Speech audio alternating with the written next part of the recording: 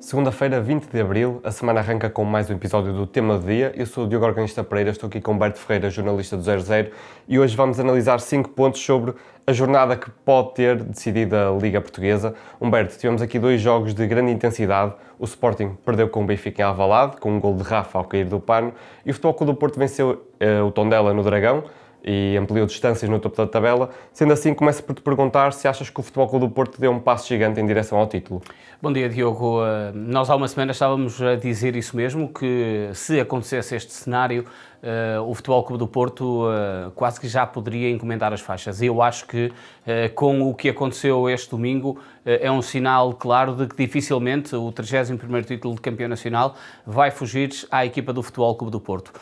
Os Dragões venceram com justiça a equipa do Tondela, beneficiaram também da escorregadela do Sporting em casa, e importa aqui dizer que nesta altura o Benfica, sendo segundo classificado, o Sporting tem um jogo a menos.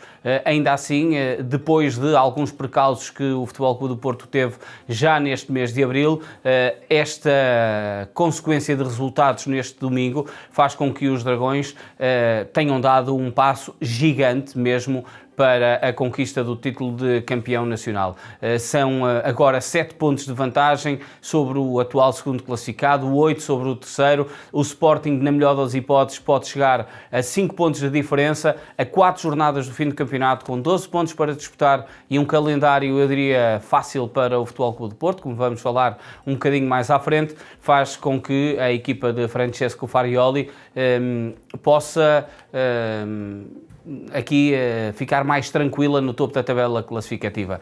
Sabemos que a visão facilitadora possa estar mais na ótica dos adeptos, até pela forma como falou o treinador do Futebol Clube do Porto. Não será muito provável que os Dragões baixem a guarda nestas últimas 4 jornadas, até pela experiência que tiveram há bem pouco tempo também, quando isso aconteceu. Humberto, nós tivemos este domingo um episódio caricato, algo inusitado, que foi os adeptos do Futebol Clube do Porto celebraram não só o gol do Rafa, como a vitória do Benfica. E eu pergunto-te se achas que o resultado do derby acabou por influenciar mentalmente o Futebol Clube do Porto frente ao Tondela. Eu acho que influenciou bastante a equipa do Futebol Clube do Porto. De resto, o treinador do Futebol Clube do Porto falou mesmo disso na conferência de imprensa, quando lhe perguntaram se os jogadores sabiam, e ele com toda a frontalidade disse que não havia como esconder quando 50 mil pessoas durante um aquecimento ou durante um período já anteceder o jogo acabam por mostrar-se eufóricas com um golo de um rival, que o Benfica é um dos principais rivais do Futebol Clube do Porto, mas diante do Sporting, que é também outro rival e que era concorrente mais direto dos Dragões nesta altura da luta pelo título, e eu acho que esse momento acabou por influenciar a forma de jogar do Futebol Clube do Porto, que teve uma entrada autoritária, teve uma entrada bastante forte, com oportunidades claras para marcar, mas eu diria que este efeito de não marcar nos primeiros minutos fez com que, posteriormente, ainda durante a primeira parte, o Futebol Clube do Porto tenha demonstrado algum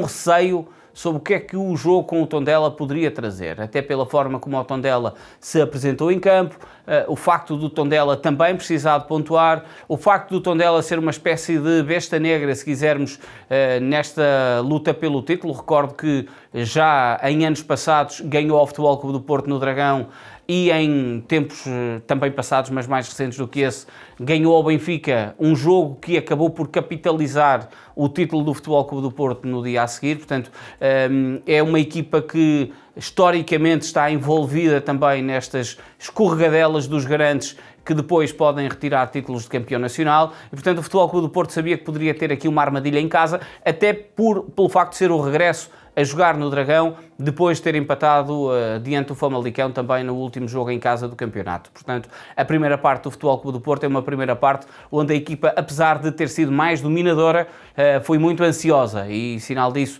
é o facto de não ter conseguido marcar de grande penalidade, com todo o mérito para a defesa de Bernardo Fontes. A verdade é que Alan Varela acabou por denunciar naquela paradinha e demonstrar algum nervosismo no capítulo da finalização. O resto de toda a equipa, estou-me a lembrar também de um cabeceamento de Kivior, que fez com que até depois Denis Gul tivesse estado no caminho da bola. Há uma série de lances que não parecem ser totalmente claros. Era uma equipa que queria muito fazer, mas sem critério para o fazer. E acho que quando trouxe esse critério, a equipa do Futebol Clube do Porto acaba por conseguir uma vitória com toda a justiça. Basta, e se fosse preciso recorrer a esse lado, os números evidenciam muito isso. A gestão de Farioli foi muito inteligente ao intervalo, percebendo que o jogo não estando fácil, eu acho que na cabeça de Farioli também pairou aquelas críticas que ele vai dando à arbitragem e que a equipa de alguma forma, e para proteger a equipa, tirou 2 jogadores amarelados, acabou por trazer nova agressividade positiva ao jogo e nova virilidade, a forma como depois Pablo Rosário e também Gabri Veiga entram no jogo. Curiosamente são os dois que arrancam o primeiro golo, com uma jogada interior de Pablo Rosário para Denis Gul, que depois faz um trabalho excelente e liberta Gabri Veiga para abrir o marcador. Froholt faz o segundo golo. A partir de 2-0 o Futebol Clube de Porto geriu de uma forma muito tranquila, apesar do Tondela ter conseguido até criar alguns calafrios junto à área de Diogo Costa. A verdade é que o Futebol Clube do Porto vence com justiça depois de uma primeira parte mais nervosa, é uma segunda parte bem de assinatura. Fechamos no Dragão e seguimos para Alvalade, onde o Benfica venceu o Sporting por 1-2, com gol de Rafa ao cair do pano, como aqui já dissemos. Humberto, pergunto-te em primeira instância se o Benfica acaba por ser um vencedor justo deste derby. Naquele lado prático, marcou mais do que sofreu, acaba por ser, mas eu diria que o empate possivelmente poderia ser um resultado um bocado mais justo, porque a determinada altura do jogo, apesar de nos instantes finais as equipas terem arriscado muito, o Sporting até marcou um golo que foi invalidado, a certa altura fazia pairar no ar que estavam mesmo à espera dos últimos instantes para, utilizando a expressão de Mourinho, gastar a última bala. O Benfica acabou por ser, no meio desta roleta russa, quem conseguiu soltar a última bala mais certeira. Foi um jogo que teve sempre muito encaixado.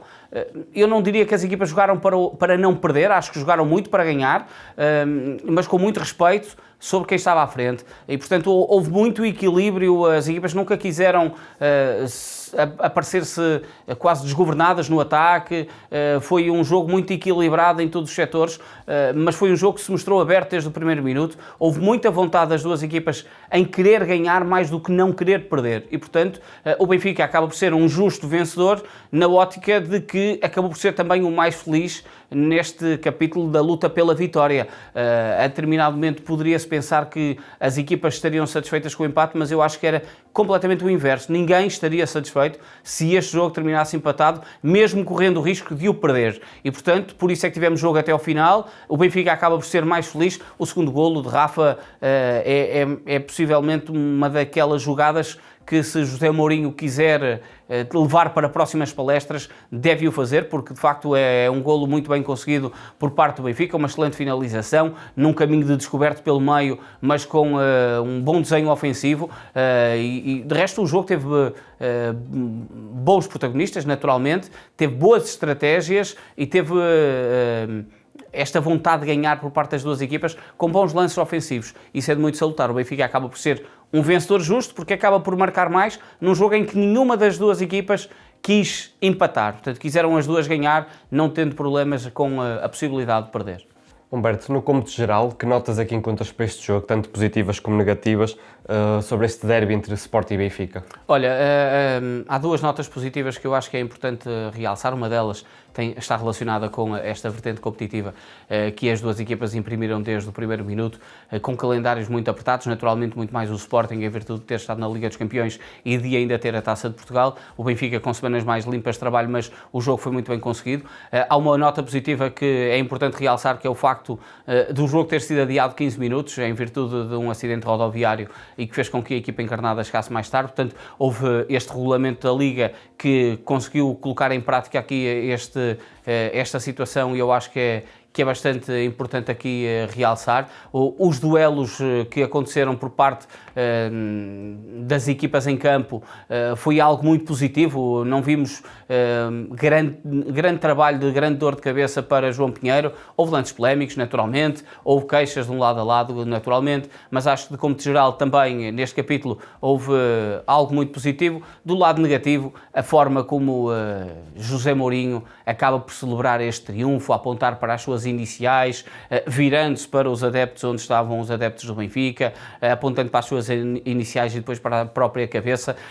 Eu acho que é uma forma de celebrar e já vimos muitas das vezes José Mourinho puxar do seu discurso de dizer que quando houver alguém com mais de 27 títulos possa criticar, na hora da vitória, e se é preciso saber perder, também é preciso saber ganhar, e eu acho que José Mourinho acabou com este gesto por demonstrar que não soube ganhar este derby, e eu acho que acaba por ser a nota negativa do jogo, a forma como o treinador do Benfica acaba por celebrar este triunfo.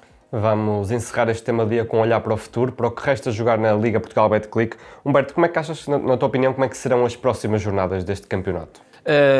E aqui é importante trazermos o calendário para dizermos porque é que nesta altura está praticamente decidido. O Futebol Clube do Porto nas próximas rondas vai jogar fora com o Estrela da Amadora e também o AFS, já despromovido, a equipa da Vila das Aves, e vai receber o Alverca e o Santa Clara. Portanto, estamos a falar de uma equipa que o Alverca subiu de divisão este ano, está a fazer um excelente campeonato e está tranquilo.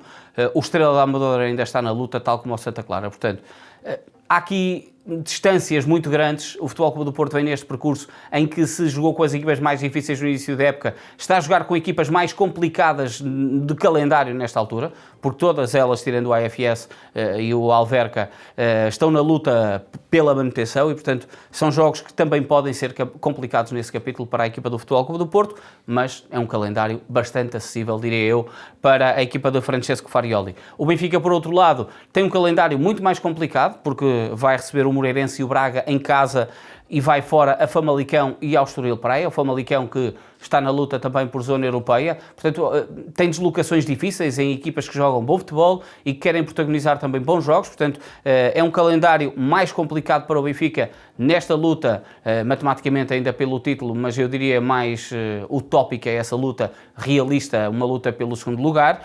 O Sporting tem 5 jogos porque vai acertar calendário com a recepção ao Tondela e por isso tem 3 jogos em casa, Tondela, Vitória e termina com o Gil Vicente pelo meio e já no início vai ter uma deslocação à Vila das Aves para defrontar o despromovido AFS, mas importa dizer que foi um local onde o Sporting perdeu pontos na última temporada e vai também a Vila de Conde, um terreno tradicionalmente difícil. Portanto,